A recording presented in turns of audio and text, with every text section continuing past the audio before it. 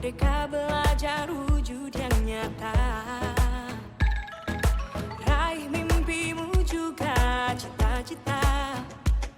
Generasi emas Indonesia.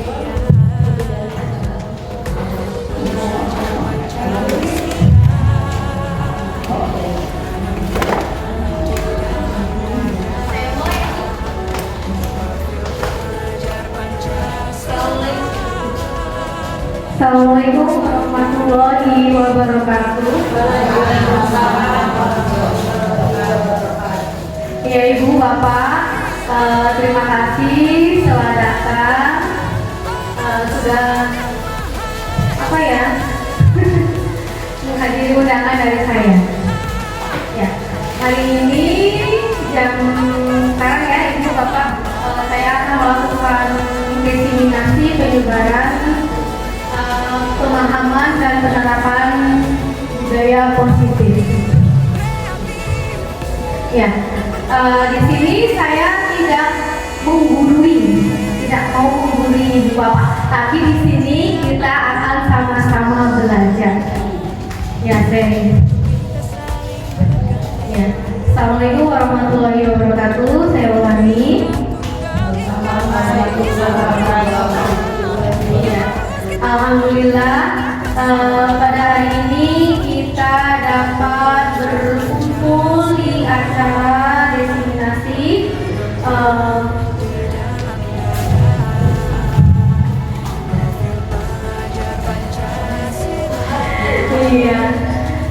masih menunggu ya. Puji syukur kehadirat Allah Subhanahu wa Ta'ala yang telah memberikan kenikmatan iman dan Islam kepada kita semua, sehingga hari ini kita bisa berkumpul bersama dalam kegiatan diseminasi. Salawat serta salam kita sanjungkan kepada Nabi Muhammad SAW. Semoga di akhir yaumil akhir kita mendapatkan syafaat dari beliau. Amin amin ya rabbal alamin. Ya. Di sini saya akan sharing atau menularkan ilmu dan pengalaman saya selama saya mengikuti kegiatan calon guru penggerak.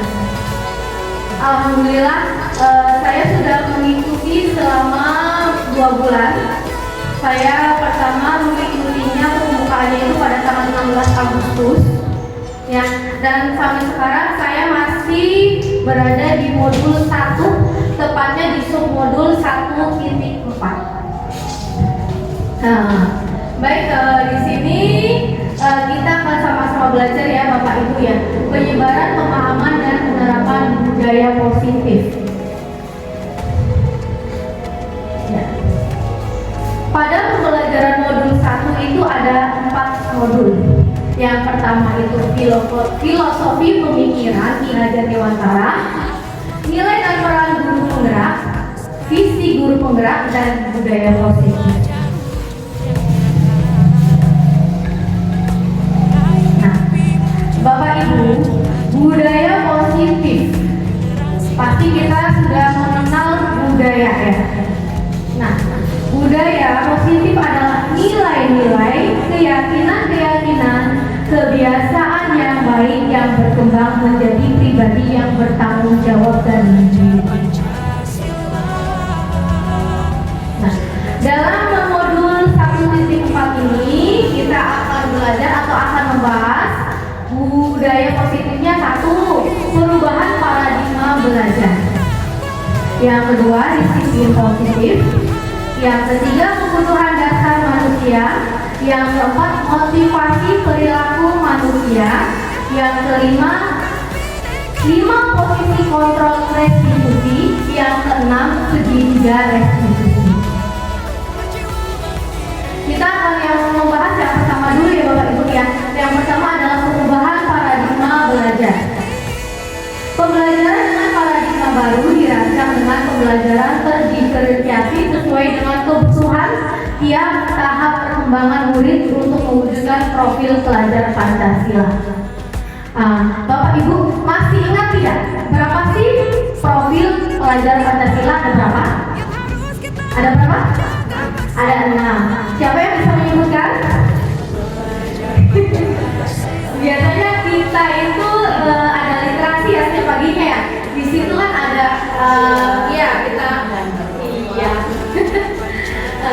Belajar Pancasila, beriman dan bertakwa pada Tuhan Yang Esa dan berakhlak mulia, berkebinekaan global, gotong royong dunia, kreatif dan bernalar kritis. Ayo tadi ada berapa?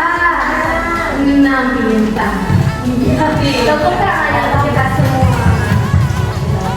Ya, baik Bapak Ibu. Apa itu pembelajaran berdiferensiasi?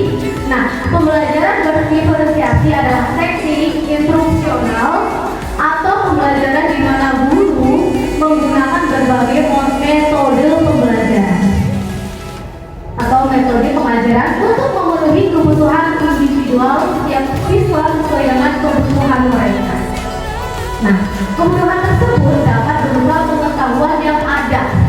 Misalnya ada gaya belajar. Kadang-kadang siswa ada yang gaya belajarnya tuh mengerjakan sesuatu tuh sambil suara ya, bersuara.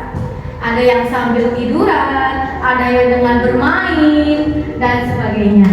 Kemudian minat belajar siswa juga ya. Yang kedua adalah disiplin positif. Kira-kira Bapak Ibu, kalau mendengar kata disiplin itu biasanya berhubungan dengan apa ya? Waktu, peraturan, apalagi Bu, Pak? Tertib, tata tertib. Ada lagi? Kenapa Bu? Budaya. Oh, bukan Bu. Ya, disiplin. Nah, kita belajar dari kata disiplin dulu. Disiplin dimaknai menjadi sesuatu yang dilakukan seseorang pada orang lain untuk memenuhi kepatuhan. Nah, biasanya kan bersifat kepatuhan ya. Siswa patuh terhadap peraturan atau ibu gurunya gitu kan. Nah, sekarang tujuan kita sebagai pendidik adalah menciptakan anak-anak yang memiliki disiplin diri sehingga mereka bisa berperilaku dengan mengacu pada nilai-nilai kebajikan universal dan memiliki motivasi intrinsik dan ekstrinsik. Kalau intrinsik itu dari dalam diri, kalau ekstrinsik itu dari luar.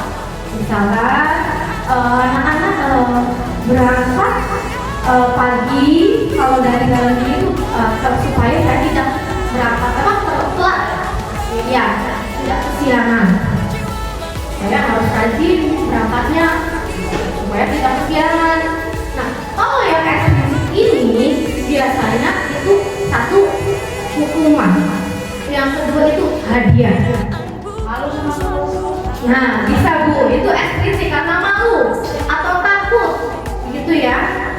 Misalnya anak-anak saya tidak mau berangkatnya telat karena takut, iya dengan teman, ataupun takut dengan itu tadi peraturan dihukum, suruh berlari atau lainnya, ataupun misalkan ibu mus nih, anak kelas 1 nih, anak-anak berangkatnya cepat ya, nanti yang berangkatnya cepat nanti ibu kasih hadiah atau snack. Nah, dari itu anak-anak datang dengan pagi itu karena ada ini atau hadiah.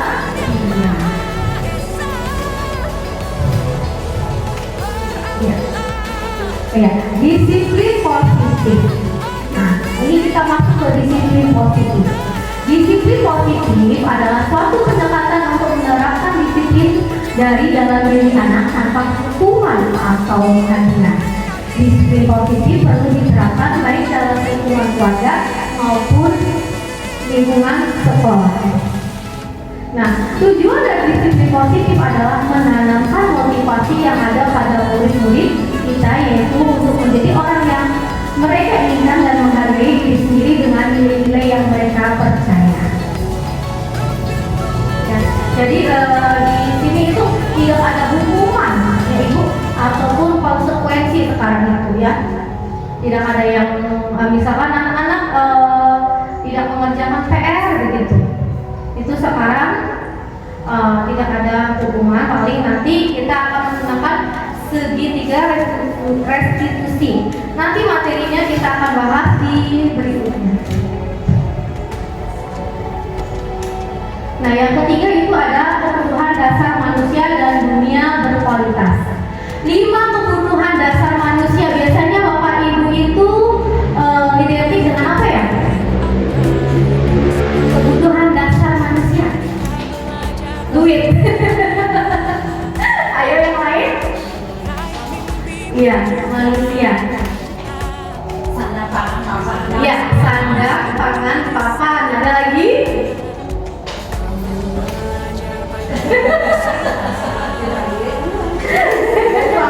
Iya, uang ya.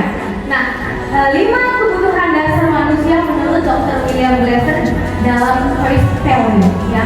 5 kebutuhan dasar manusia. Yang pertama itu ada kebutuhan untuk bertahan hidup, survival. Yang kedua kasih sayang dan rasa diterima, love and belonging. Yang ketiga kebebasan atau freedom. Keempat itu kesenangan atau fun. 5 penguasaan atau power. Ya.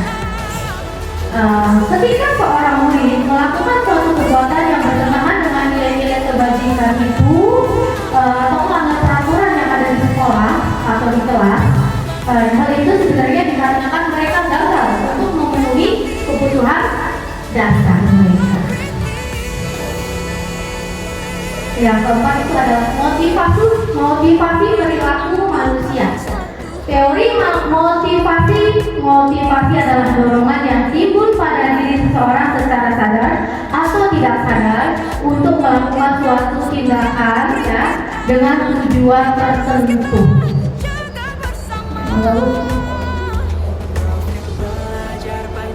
Nah, menurut Dian Gosen dalam buku Restructuring School Discipline menyatakan ada 3 motivasi perilaku manusia.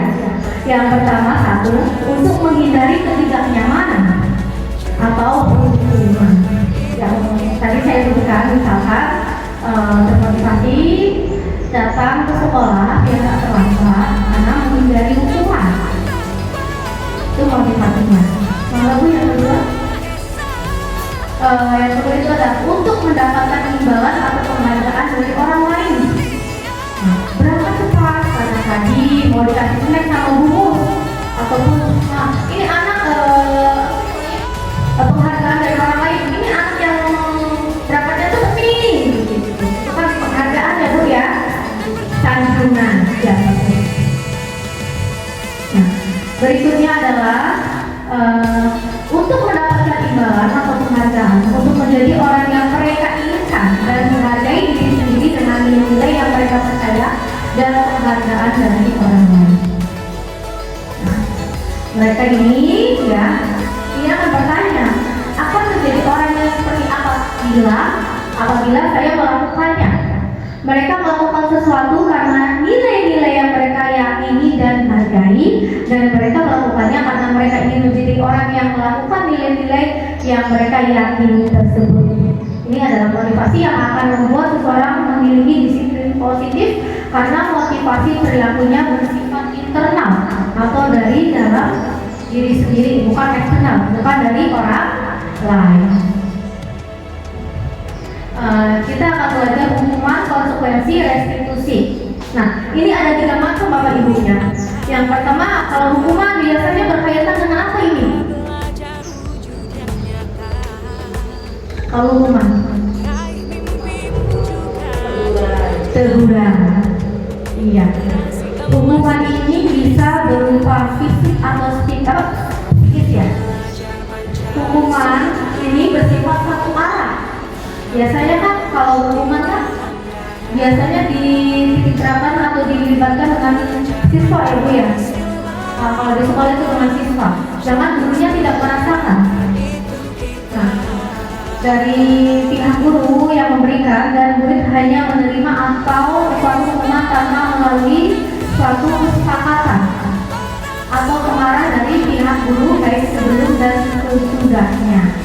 Jadi bisa berupa fisik, kayak misalkan hukuman keliling lapangan, itu kan lari ya Bu ya. Kemudian ada yang bersifatnya psikis, biasanya itu sindiran, nyatanya yang kena fisiknya gitu. Yang kedua adalah konsekuensi. Konsekuensi sudah berencana atau sudah disepakati, sudah dibahas dan disetujui oleh murid dan guru. Yang ketiga adalah restitusi. Restitusi adalah proses menciptakan kondisi bagi murid untuk memperbaiki kesalahan mereka sehingga mereka bisa kembali pada kelompok mereka dengan karakter yang lebih kuat. Ini menurut dosen tahun 2004. Ini Bu, Bapak, ini perbedaan hukuman, konsekuensi, dan restitusi. Jelas tidak tulisannya? Kurang jelas ya? Iya. Iya. Kalau hukuman itu sesuatu yang menyakitkan, harus terjadi. Nah, kalau konsekuensi itu sesuatu harus terjadi. Restitusi merupakan pilihan. Ya. Nah, nomor selanjutnya. Hukuman atau konsekuensi ini Bapak Ibu, kita belajar bareng-bareng ya. Kita menjawab soal ini. Mencatat 100 kali di dalam buku kalimat, saya tidak akan terlambat lagi karena terlambat ke sekolah. Ini apa kira-kira? Hukuman atau konsekuensi? Kalau ini konsekuensi. Karena tidak fisik. Yang kedua, lari mengelilingi lapangan basket 2 kali karena terlambat hadir di sekolah. Apa? Hukuman. Karena terkait fisik ya. Membersihkan coretan yang dibuat di meja tulis. Biasanya kan anak-anak ada tip ya. Sanksi, ya bagus. Atau konsekuensi ya. Murid diminta untuk push up 15 kali karena tidak menggunakan masker ke sekolah. Hukuman pintar. Ayo selanjutnya Bu. Lari mengelilingi lapangan basket 12 kali karena terlambat hadir di sekolah. Hukuman. Wih, sama pinter. Tangannya. Menggantikan kertas tugas teman yang telah dicoret-coret. Sanksi ya. Selanjutnya, berjemur di lapangan basket pukul 12 siang karena ngobrol dengan teman. Hukuman. Selanjutnya, murid diminta bertelanjang kaki sepanjang hari karena tidak menggunakan sepatu warna hitam sesuai peraturan sekolah. Hukuman.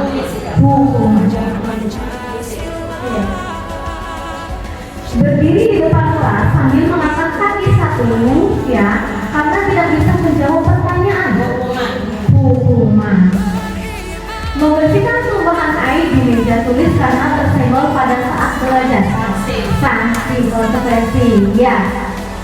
Kehilangan 10 menit jam istirahat untuk mengerjakan tugas karena terlambat datang dan tertinggal pelajaran selama 10 menit. Sanksi. Duduk di bangku di pinggir lapangan pada jam istirahat tidak diizinkan bermain oleh guru tiket karena mencederai teman saat bermain di lapangan. Nanti apa hukuman ini?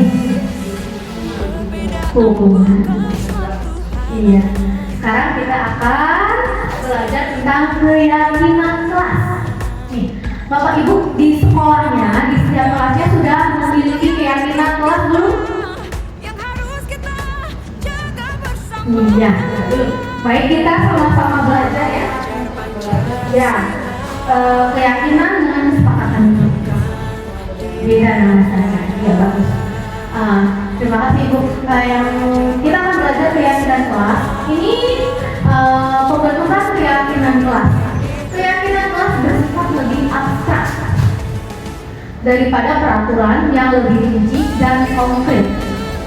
Keyakinan kelas berupa pernyataan-pernyataan universal, ya. Terus pernyataan keyakinan kelas senantiasa dibuat dalam bentuk positif. Biasanya kan jangan membuang sampah sembarangan. Itu kan masih negatif kalimatnya. Kita ubah menjadi kalimat yang lebih positif. Kira-kira apa ya? Iya, kita buanglah sampah pada tempatnya. Yang keempat, keyakinan kelas sebenarnya tidak terlalu banyak sehingga mudah diingat dan dipahami oleh semua warga kelas. Misalnya ingin 5 atau 6, banyak-banyak itu 10. biar mudah diingat oleh anak. Kemudian, keyakinan kelas sebaiknya sesuatu yang dapat diterapkan di lingkungan tersebut. Semua warga kelas hendaknya ikut berkontribusi dalam pembuatan keyakinan kelas lewat kegiatan curah pendapat. Yang selanjutnya, bersedia meninjau kembali keyakinan kelas dari waktu ke waktu. Jadi ada, misalkan ini perlu diperbaiki keyakinan kelasnya, maka harus ditinjau ya. Yang selanjutnya adalah prosedur pembentukan keyakinan sekolah atau kelas. Nah, pertama mempersilakan warga sekolah atau murid untuk bersurat pendapat tentang peraturan yang telah disepakati ya, yang perlu disepakati di kelas atau sekolah. Yang selanjutnya mencatat semua masukan-masukan para murid atau warga sekolah di papan tulis atau di kertas besar. Misalnya kayak kemarin saya menggunakan sticky note. Nah, anak-anak dibagi masing-masing satu ya. Kemudian anak-anak itu mencurahkan semua nilai-nilai kebajikan atau kalimat positif nanti ditempelkan pada kertas yang ada di papan tulis begitu ya. Kemudian susunlah keyakinan kelas sesuai prosedur pembentukan keyakinan sekolah atau kelas. Kalimat-kalimat dalam bentuk negatif menjadi positif. Kemudian dijawab kembali daftar surat pendapat yang sudah dicatat. Biasanya ini ada yang sama. Anak-anak kan ya biasanya sama ikut-ikutan permainan. Nanti kita dicatat, kemudian didaftar kembali biar tidak ada yang sama. Selanjutnya tinjau ulang keyakinan kelas secara bersama-sama. Selanjutnya, setelah keyakinan sekolah kelas atau kelas selesai dibuat, maka semua warga kelas dipersilakan meninjau ulang dan menyetujui dengan menandatangani keyakinan kelas tersebut, termasuk guru dan semua warga atau murid. Kemudian keyakinan sekolah atau kelas selanjutnya bisa diletakkan di dinding kelas di tempat yang mudah dilihat oleh semua warga kelas. Nah, ini ada contoh keyakinan kelas Bapak Ibu. Yang pertama ini adalah contoh keyakinan kelas 1, bungus mangga bungus. 1, setiap anggota kelas perlu belajar. Setiap anggota kelas perlu senang. Setiap anggota kelas perlu melakukan tugas. Setiap anggota kelas perlu saling menghargai.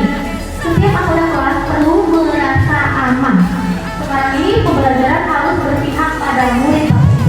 Ya, murid itu harus merasa aman, nyaman, dan bahagia.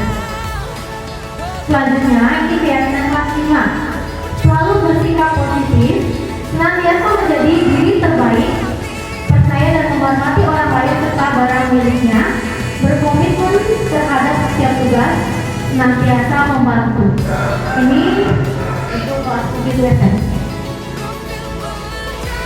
Nah, ini kemarin saya melakukan keyakinan kelas berikutnya. Di gambar pertama itu adalah diseminasi atau penyampaian materi keyakinan kelas. Kemudian di situ juga ada curah pendapat. Setelah itu pendapatnya siswa ditempelkan pada yang dituliskan pada sticky note, kemudian ditempelkan pada kertas yang hitam ini. Kemudian gambar ketiga itu saya tadi yang misalkan kalimat positifnya double, saya ambil terus apa saja gitu yang akan dijadikan keyakinan kelas. Kemudian ini adalah keyakinan kelas yang sudah jadi. Namun saya belum ini ya, nanti kita sama-sama Bapak Ibu sekalian membuat keyakinan kelas di kelasnya masing-masing. Nanti kita belajar bersama. Yang kelima adalah posisi kontrol. 5 posisi kontrol restitusi. Teori kontrol, Dr. William Glasser berkesimpulan ada 5 posisi kontrol yang diterapkan seseorang guru, orang tua ataupun atasan dalam melakukan kontrol. Kelima posisi kontrol tersebut adalah satu penghukum. Ya, yang kedua itu adalah pembuat rasa bersalah. Yang ketiga teman. Keempat pemantau. Kelima itu manajer. Nah, nanti kita akan mengulik tentang ya. Nah, yang pertama itu adalah penghukum. Nih Bapak Ibu, yuk kita sama-sama introspeksi nih. Kadang-kadang kita ini ada di posisi yang mana? Gitu ya. Yang penghukum nih biasanya berbicara dengan nada tinggi, menyindir, menghardik, menunjuk-nunjuk, berkata indah dan membentak. Hukuman biasanya bersifat verbal atau fisik. Verbal itu sama dengan psikis ya Bu ya. Kemudian dampak posisi penghukum adalah murid menjadi pendendam dan tidak menyukai guru atau mata pelajaran yang diatur. Yang kedua, pembuat merasa bersalah. Biasanya berbicara dengan nada tenang, cenderung lembut, namun kata-katanya menyalahkan murid. Guru akan menyatakan hal-hal yang merasa kesalahan ada pada murid dengan membuat guru menderita. Ayo dong, nak, kerjakan PR-nya. Kalau tidak mengerjakan nanti ibu bisa dimarahi di kepala sekolah. Nah, itu contohnya. Yang ketiga adalah dampak posisi membuat merasa bersalah. Membuat murid merasa bersalah. Identitasnya itu gagal, rendah diri dan menarik diri dari lingkungan, akan menyimpan emosi negatif di dalam dirinya. Ya, Bapak Ibu ya. Tiga, posisi teman. Biasanya berbicara dengan ramah, cenderung bersedau-sedau untuk mengamankan sesuatu suasana. Murid akan merasa senang, aman, nyaman dan akrab dengan guru. Identitas yang tercipta adalah identitas sukses dan berhasil. Dampak posisi teman, murid akan bergantung pada satu orang ya, atau ada faktor ketergantungan. Murid tidak bisa mandiri dan tidak bisa untuk berpikir sendiri. Ya, selanjutnya posisi pemantau atau monitor. Biasanya berbicara dengan suara datar, tidak emosional, tidak bersendak-sendak maupun menggunakan suara tinggi. Biasa-biasa saja. Pemantau perlu senantiasa memantau. Pada saat murid diberikan sanksi, maka guru pun akan mengawasi. Misalkan kita memberi sanksi anak-anak itu membersihkan kamar mandi gitu, ataupun menulis berapa kalimat begitu. Terus kita pantau terus gitu. Guru melarang murid berdasarkan peraturan dan konsekuensi. Murid tidak sepenuhnya mandiri. Dampaknya apa ya Bapak Ibu? Murid akan menghitung konsekuensi atau hadiah tanpa memahami nilai kebajikan yang dituju. Nih, yang terakhir adalah posisi manajer. Suara manajer netral, tidak terlalu ramah dan tidak bernada tinggi. Tercipta identitas positif atau berhasil. Guru dengan tulus akan mengajukan pertanyaan-pertanyaan yang bermakna agar membuka pikiran murid. Guru akan membimbing murid untuk memecahkan masalahnya secara mandiri. Memiliki sikap disiplin positif yaitu murid yang mandiri, bertanggung jawab dan dapat memecahkan masalah. Seperti minggu kemarin saya dan Nofik ya Bapak Ibu ya, di situ kami menjalankan segitiga restitusi ya.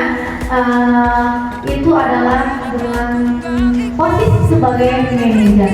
Di situ Afif tidak mengerjakan PR, kemudian saya bertanya sebagai manajer. Ya. Yang keenam itu adalah segitiga restitusi. Restitusi adalah proses menciptakan kondisi bagi murid untuk memperbaiki kesalahan mereka sehingga mereka bisa kembali pada kelompok mereka dengan karakter yang lebih kuat. Menurut dosen 2004. Nih Ibu, Bapak, ini adalah bentuk segitiga restitusi ya. Keyakinan kelas apa yang telah kita sepakati? Itu kalimat yang bertanya. Kita tanyakan ke murid kita. Pertama, kita perlu validasi tindakan yang salah. Ya, yang kedua itu menanyakan, menstabilkan identitas.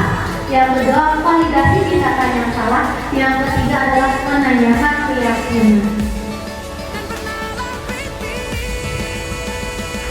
Ini langkah-langkah restitusi. Yang pertama, menstabilkan identitas. Pada tahap ini, peserta didik diajak untuk tenang dan kembali ke suasana hati di mana proses belajar dan penyelesaian kesalahan kita bisa lakukan. Ya, bisa kita lakukan. Guru dapat mengucapkan kata-kata sebagai berikut. Berbuat salah itu tidak apa-apa. Ibu juga pernah melakukan perbuatan salah atau pernah berbuat salah. Kemudian saya juga pernah melakukan kesalahan seperti itu. Kita bisa menyelesaikan ini. Bapak Ibu tidak tertarik mencari siapa yang salah. Biasanya kan ada yang bertepat tuh ya Bu ya. Nah itu kalimat yang tepat itu. Bapak Ibu tidak tertarik mencari siapa yang salah, tapi ingin mencari solusi dari permasalahan ini. Yang kedua, validasi tindakan yang salah. Perbuatan yang salah pada peserta didik seringkali dilakukan untuk memenuhi beberapa kebutuhan pada manusia. Disinilah guru harus mampu memahami maksud perbuatan peserta didik tersebut. Guru dapat mengucapkan, padahal kamu bisa melakukan yang lebih buruk dari ini ya. Kamu pasti punya alasan mengapa melakukan hal itu. Kamu patut bangga pada dirimu sendiri karena kamu telah melindungi sesuatu yang penting buatmu. Kamu boleh mempertahankan sikap itu, tapi kamu harus menambahkan sikap yang baru. Selanjutnya itu tiga, menanyakan keyakinan. Pada tahap ketiga ini, peserta didik siap untuk dihubungkan dengan nilai-nilai yang dia percaya dan menjadi orang yang dia inginkan. Nah, guru dapat mengucapkan kata-kata berikut. Apa yang kita percaya sebagai kelas atau kelompok? Apa nilai-nilai umum yang telah kita sepakati? Apa bayangan kita tentang kelas yang ideal? Kamu mau jadi orang seperti apa? Biasanya ini kita sudah melakukan keyakinan kelas bersama murid.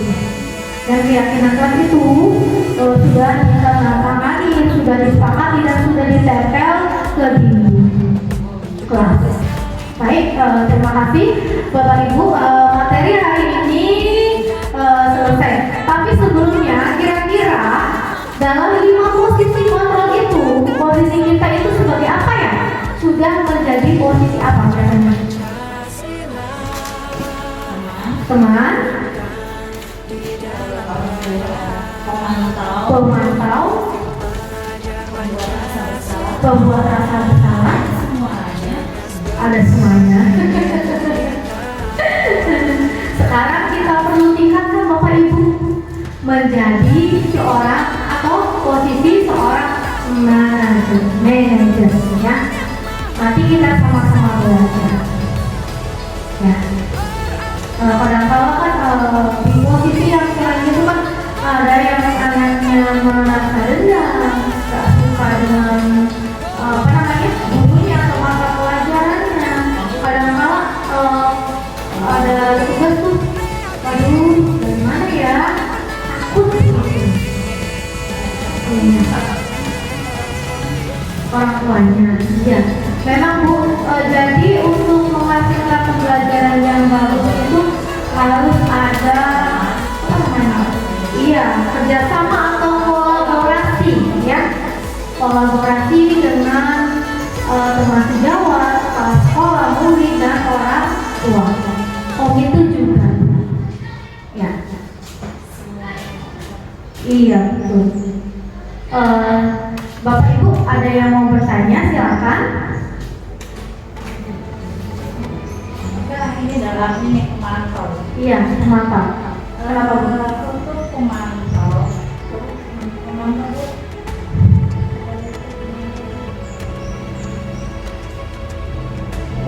Bu. Nah, pemantau atau monitor Bu ya Bu? Pemantau biasanya kadang-kadang kita Iya. menjadi pemantau, tapi sebetulnya kita itu pemantau.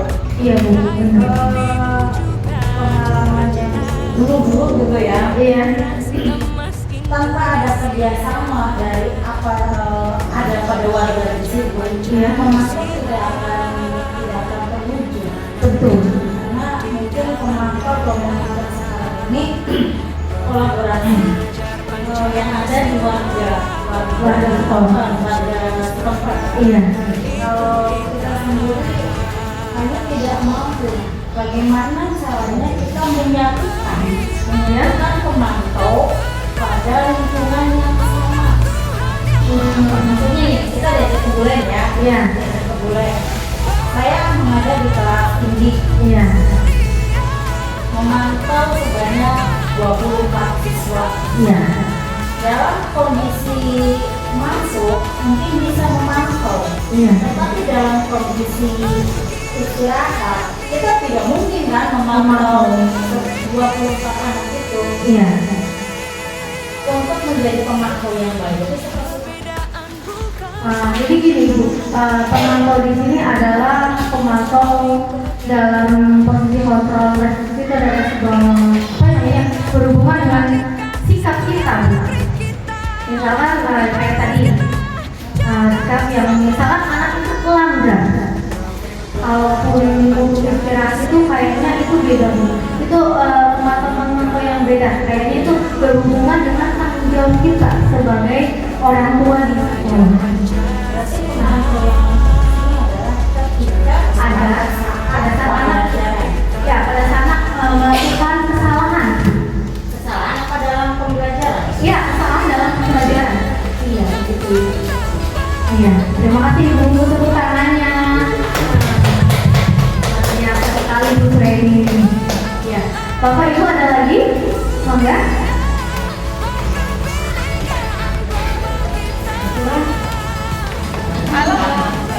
Siapa yang mau menanyakan keyakinan kelas? Mangga silakan.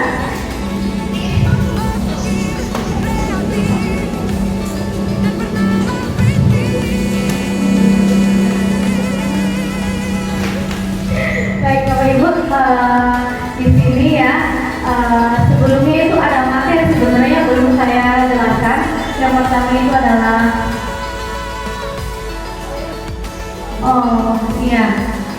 jadi pertama itu adalah filosofi pemahaman atau pemikiran Pak Ade ya, Ki Hajar Dewanto. Nah, yang pertama itu harusnya saya jelaskan dulu ya. Nah, kita itu di sekolah itu sebagai apa ya? Tugas kita itu di sekolah itu sebagai apa ya? Guru itu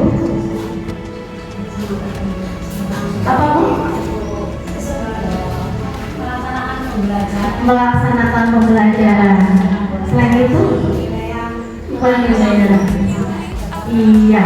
Jadi pembelajaran atau guru itu menurut Ki Hajar Dewanto itu lah selain mengajar, kita juga harus membimbing dan menuntun anak-anak sesuai dengan perkembangan zaman, sesuai dengan kodrat alam dan kodrat zamannya. Jadi gini, sesuai kodrat alam berarti sesuai dengan kondisi alam yang ada di Kabupaten Indramayu, lingkungannya seperti apa. Yang kedua itu kodrat zaman. Zamannya kita dengan zamannya anak-anak itu berbeda Bapak Ibu. Zamannya kita itu belum ada gadget, komputer, laptop. Tapi anak-anak sekarang lahir sudah ada smartphone, gadget ya, laptop, komputer. Nah, untuk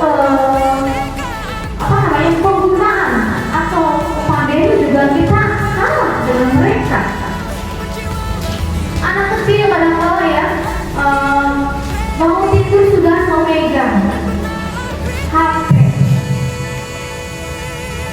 udah bisa menyekrol YouTube, jarinya sudah lincah. Ya Bapak Ibu ya, itu adalah perbedaan zaman yang sangat jauh-jauh perbedaannya. Iya, pada satu Ibu. Iya. Kemudian tadi perkembangan zaman ya. Kemudian sekarang itu pembelajaran. Jadi gini Bapak Ibu, guru itu bukan sumber belajar satu-satunya. Ya. Iya, guru itu sebagai fasilitator.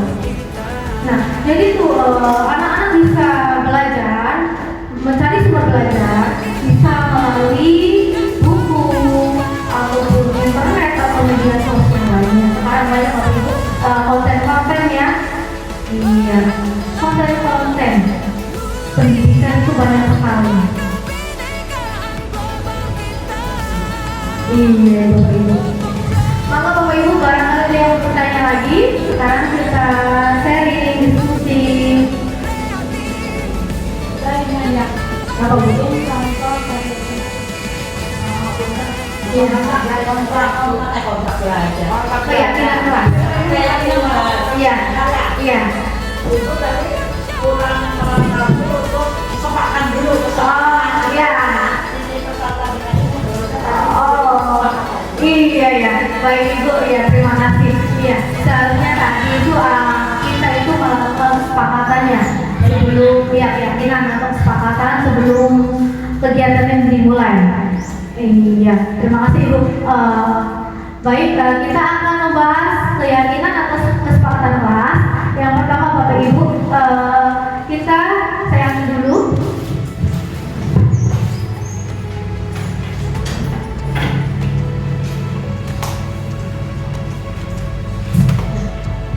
Jadi yang pertama kita perlukan adalah sticky note. Ya. Iya. apa dialami Bu? Sekino. Stinky. Memo stick atau sticky note. Ya. Iya. Jadi iya. Jadi Sekino kok ini dikira bukan. Apa sih? Binder ya? Iya. Kemarin binder. Iya. Binder saja. Kalau ini tinggal kita tarik saja Bapak Ibu, kemudian kita tempelkan. Iya. Sudah. Ini waktu kita menggunakan ini ada yang tempelnya kebalik. Karena kurang memperhatikan. Ibu kok pandainya tuh, dulunya tuh kayak jatuh gitu kan. Terus ada yang sadar, itu bukan Anda atau punya kebalik, itu tuh dijemur. Iya, itu dijemur. Jadi anak-anak dikasih ini kemarin tuh sangat apresiatif, antusias. Begitu keyakinan kelas. Jadi kita pertama itu sosialisasi keyakinan kelas, ya. Apalagi untuk anak SD kan belum apa sih namanya, pengalaman atau pemahamannya belum luas. Jadi kita mengadakan sosialisasi apa itu keyakinan kelas, gitu ya. Karena keyakinan kelas itu berbeda dengan peraturan. Nah, kemudian setelah itu setelah sosialisasi kita itu memberikan sticky note ke anak-anak. Anak-anak itu menuliskan, mencurahkan kalimat positif yang mereka yakini, ya. Setelah itu mereka mencatat, kemudian mereka menempelkan kertas ya, gambar tadi, keyakinan ya tadi ya, itu ditempelkan. Kemudian biasanya tuh ada yang sama Bapak Ibu. Kemarin dari 13 siswa banyak yang sama.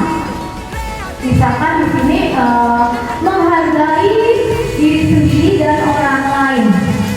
Kemarin banyak. Kemudian datang tepat waktu, juga lumayan. Belajar bersungguh-sungguh. Nah, itu beberapa keyakinan kelas yang saya sepakati bersama anak-anak. Kemudian ada apa namanya? Setelah itu ya, kalau sudah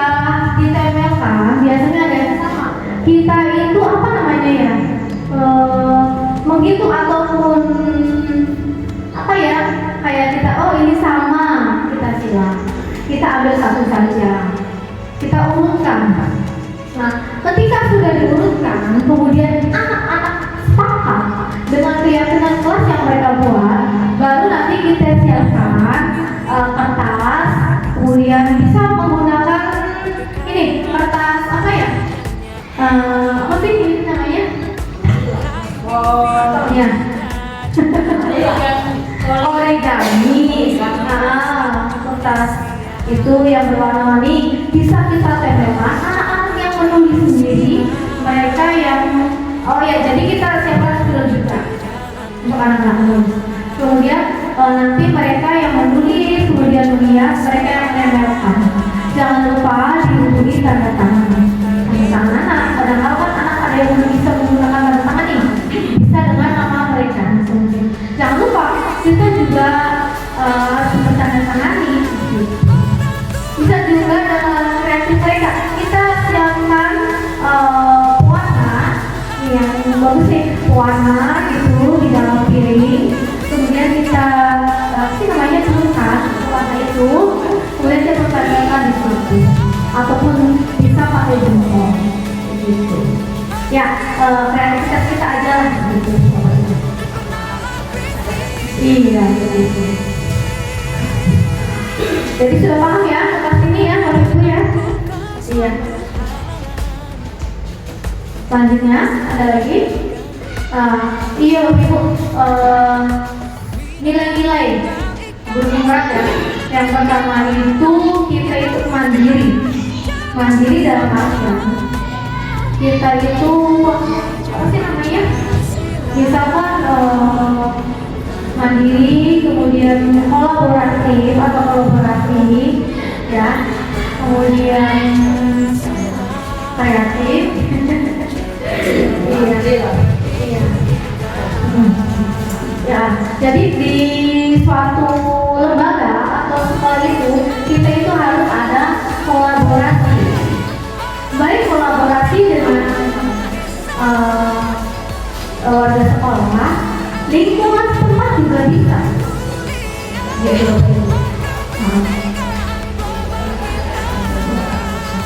Iya, betul itu. Bu mau bertanya enggak? Bu Brisa? Ada yang mau bertanya? Baik, kita buka dulu ya. Kita ulangi segitiga restitusi. Nah, segitiga restitusi ini ya proses menciptakan kondisi bagi murid untuk memperbaiki kesalahan mereka. Biasanya anak-anak kan lupa membawa PR atau buku, kemudian salah menggunakan baju sesuai dengan jadwalnya. Misalnya hari Senin Selasa apa itu bajunya Bapak Ibu? Merah putih ya? Nah, ada yang menggunakan pramuka atau batik. Nah, itu juga biasanya ada yang di kelas kita ya Bapak Ibu ya. Nah, kita tanyakan, kita panggil anaknya ke ruang guru begitu, maka dia dipegang. Kemudian kita tanyakan alasan mereka tidak menggunakan baju sesuai dengan jadwalnya. Nanti kita menggunakan situasi. Jadi 3 restitusi, ya. Nah ini tujuannya tuh untuk memperbaiki kesalahan mereka, tidak menghukumnya, ya. Sehingga mereka bisa kembali kepada kelompok mereka dengan karakter yang lebih kuat tadi. Jadi kita kuatkan karakter mereka. Tadi kan ada 5 posisi motornya ya. Nanti dalam segitiga restitusi ini kita menggunakan yang paling penting itu adalah posisi kontrol manager. Begitu. Ya, ada 3 tahapan kan dalam segitiga restitusi. Yang pertama itu adalah menstabilkan identitasnya Bu. Yang kayak tadi, ibu juga pernah kok berbuat salah. Gitu. Jadi anak-anak, iya benar. Setiap orang pasti pernah melakukan kesalahan. Kamu tidak sendiri melakukan seperti itu. Jadi itu anak merasa nyaman, tidak takut, tidak tertekan. Kamu bukan satu-satunya yang pernah melakukan ini. ini kita kayak orang anaknya ya. Iya, betul Ibu. Ya. Yang kedua itu validasi tindakan yang salah. Ya, kamu tentu punya alasan mengapa melakukan itu. Kayak tadi, kenapa tidak menggunakan seragam? Kenapa kamu tidak, misalkan tidak mengerjakan PR? Ibu tahu kok kamu itu anak yang rajin, anak yang pintar. Tapi kenapa hari ini kamu tidak mengerjakan PR? Apa alasannya? Yang kedua, adakah cara yang lebih efektif untuk mendapatkan apa yang kamu butuhkan? Jadi ya balik lagi ke kebutuhan dasar manusia gitu. Jadi anak itu melakukan kesalahan karena mereka gagal untuk memenuhi kebutuhan mereka. Nah, kemudian yang ketiga adalah menanyakan keyakinan. Nah, keyakinan ini sebelumnya kita sudah membuat keyakinan kelas. Jadi ketika anak berbuat salah, kita tanyakan keyakinan kelas apa yang telah kamu langgar. Kita ingatkan. Misalkan kayak PR, berarti itu melanggar menghargai diri sendiri dan orang lain. Nah, keyakinan apa yang telah kamu langgar? Keyakinan apa yang perlu kamu tingkatkan? Begitu pertanyaannya. Terus anak karena sudah ada sosialisasi sebelumnya untuk pembuatan keyakinan kelas, anak bisa menjawab menghargai diri sendiri dan orang lain, Bu. Jadi ini yang keyakinan harus kamu tingkatkan ya. Iya, Bu. Ada lagi? Sudah tutup apa gimana Ibu?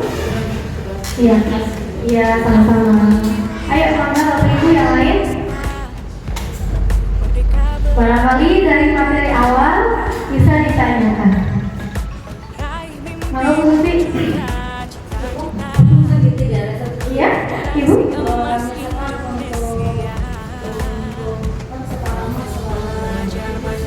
Iya.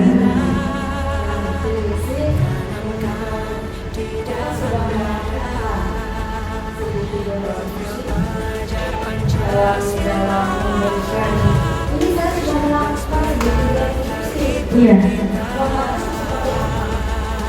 Nah, jadi formatnya Ibu minta semuanya di tahapan-tahapan. Nah, di sini ada Bu. Nah, yang pertama kan persadukan identitas nih Bu. Tahapannya ya tadi kita panggil kan. Tadi kamu berbuat salah itu tidak apa-apa. Terus sama kayak gini, kemarin saya sama Taufik nih Bu ya. Ya Taufik gitu kan. Kamu itu anak yang pintar, yang cerdas, yang selalu mengerjakan tugas. Tapi kenapa kamu hari ini tidak mengerjakan?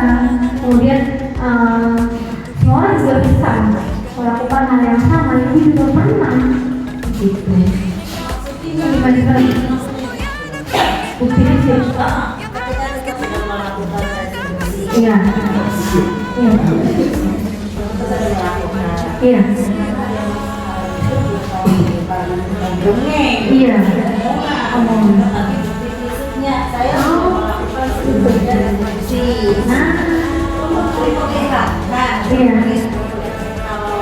kalau misalkan di buku tabungan si waktu itu sudah nabung sehari 500. Iya. Itu kan ada pemasangan. Iya. Bulan kedua kalau pertama.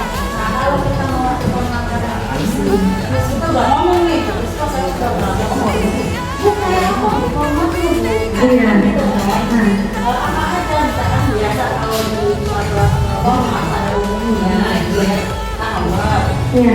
Kemudian anak orang Iya.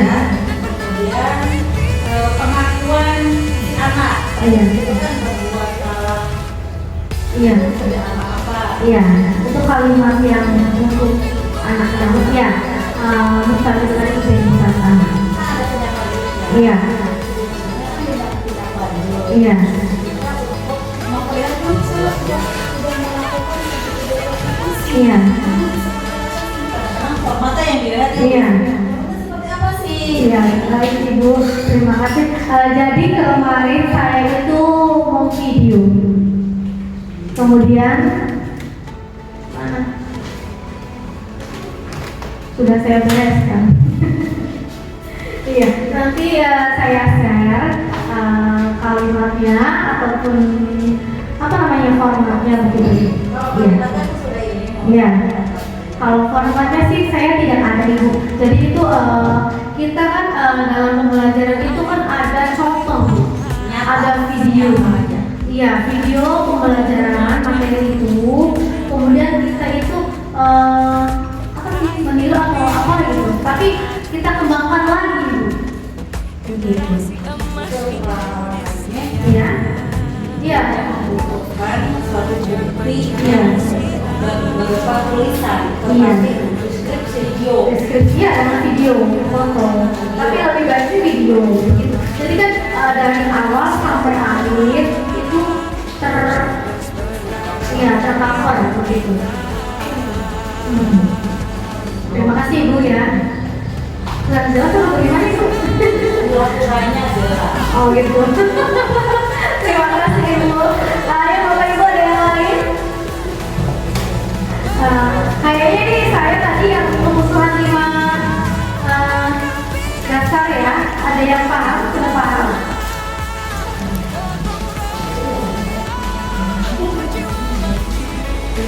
Oh iya. Ada yang perlu ditanya lagi? Bu Mus? Ada?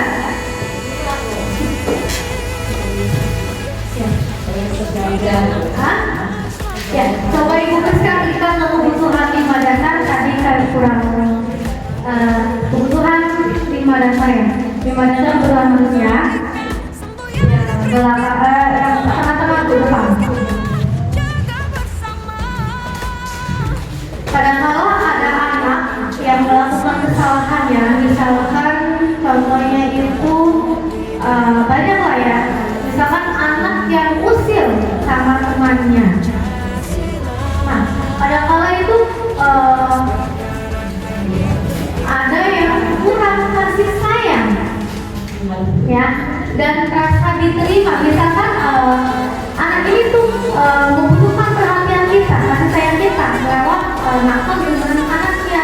Ternyata anak itu story-nya itu iya mati. Itu anak itu orang tuanya tidak di rumah gitu. Iya, terus anak itu tuh usil, padahal anak itu tuh memancing. Dia tahu pada perhatian terhadap kita. Ketika kita selidiki, oh ternyata alasannya itu. Iya. Iya. Rumahnya. Iya. Iya. Iya betul. Kita harus apa ya namanya ya, punya ya harus meneliti. Iya. Jadi itu kan biasanya kan di buku apa ya? Ya absensi kan di situ kan ada nama orang tua, nama anak, tanggal lahir, identitas orang tua, anak keberapa, kemudian pekerjaannya orang tuanya apa. Itu kan benar-benar itu tempat meneliti kita Bu, identifikasi benar. Nah di situ. Jadi kan anak berbuat demikian itu ada alasannya pasti tadi. Dia anak melakukan perbuatan salah atau salah itu karena gagal memenuhi kebutuhan dasar hidupnya. Nah kita teliti, kita harusnya sih dari awal, dari kita misalkan pembelajaran baru gitu ya, awal-awal. Kayak saya biasanya awal masuk itu minta kakak, terus KTP yang pulang, akte lahiran. Itu kita lagi, iya, interview, betul Bu. Itu sangat konkret kalau itu.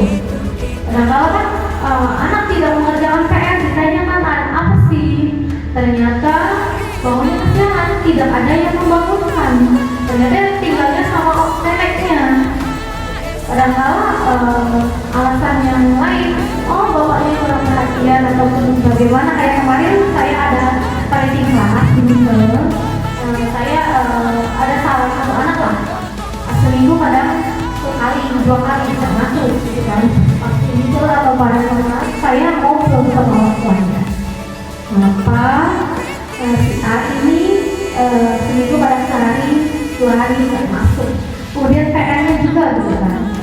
Ternyata satu kondisinya orang tuanya ada di luar gitu. Kemudian bapaknya bekerja dan pulangnya itu malam. Jadi kata bapaknya itu setelah saya teliti identifikasi itu kurang komunikasi.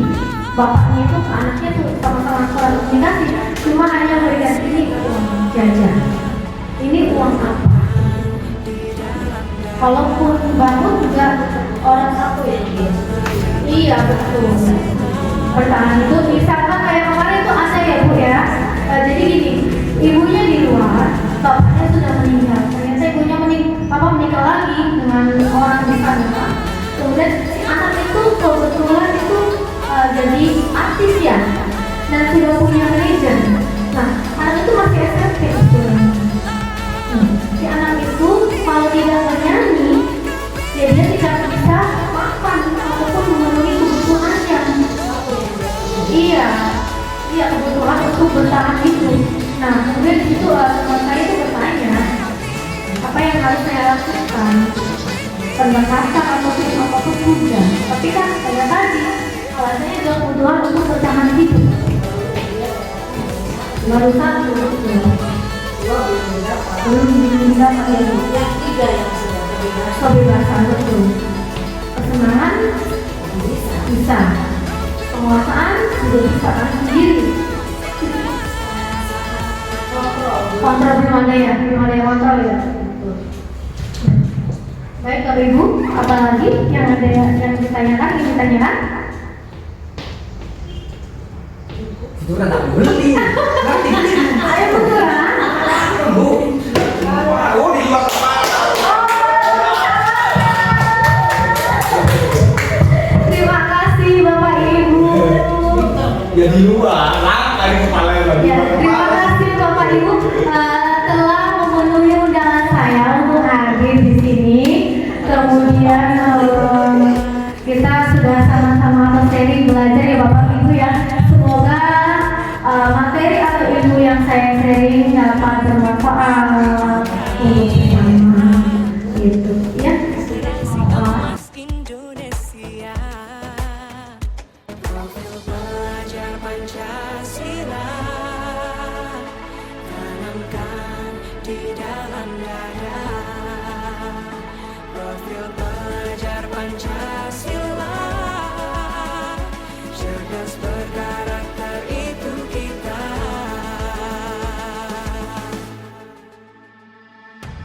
Beriman dan bertakwa pada Tuhan yang Maha Esa,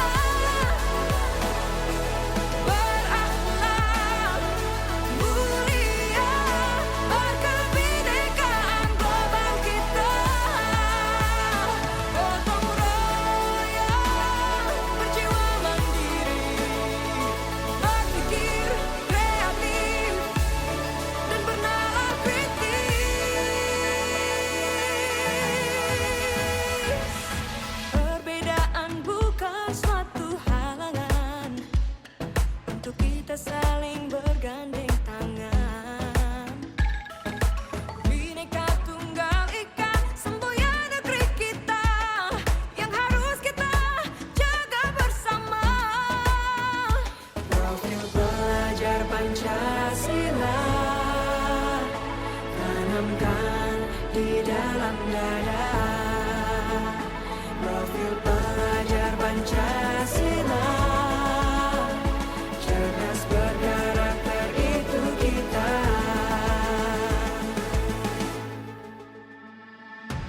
Beriman dan bertakwa pada Tuhan yang Maha Esa, berakhlak mulia,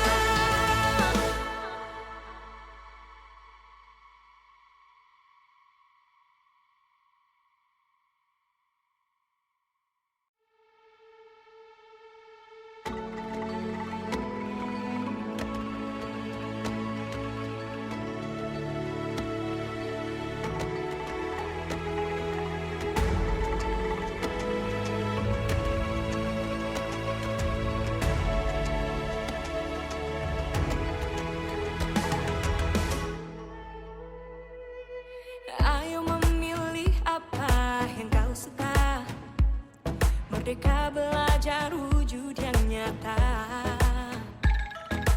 Raih mimpimu juga cita-cita. Generasi emas Indonesia. Profil pelajar Pancasila tanamkan di dalam dada. Profil pelajar Pancasila, cerdas berkarakter itu kita.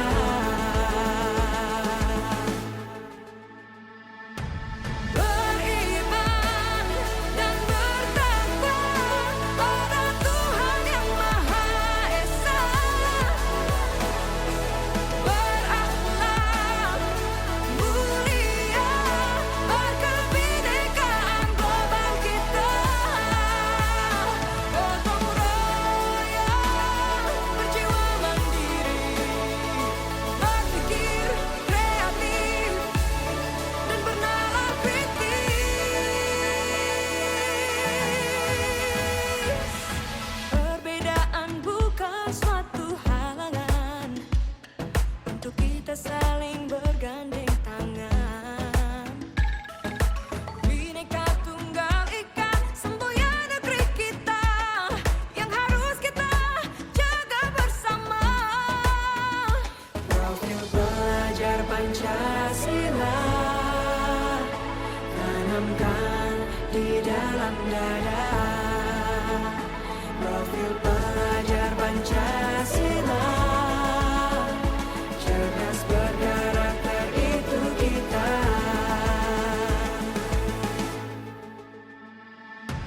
Beriman dan bertakwa pada Tuhan yang Maha Esa.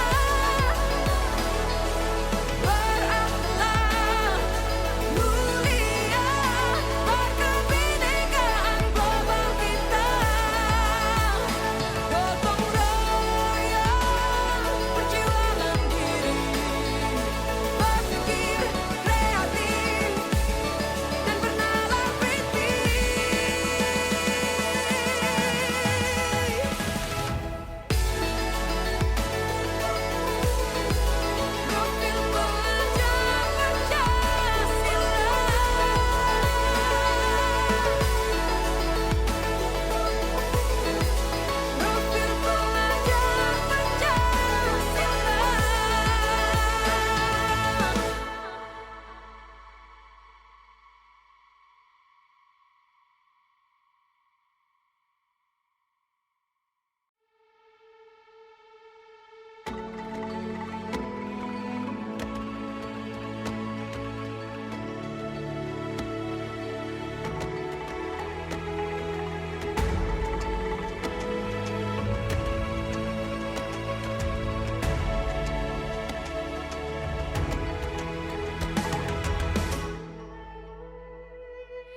Ayo memilih apa yang kau suka. Merdeka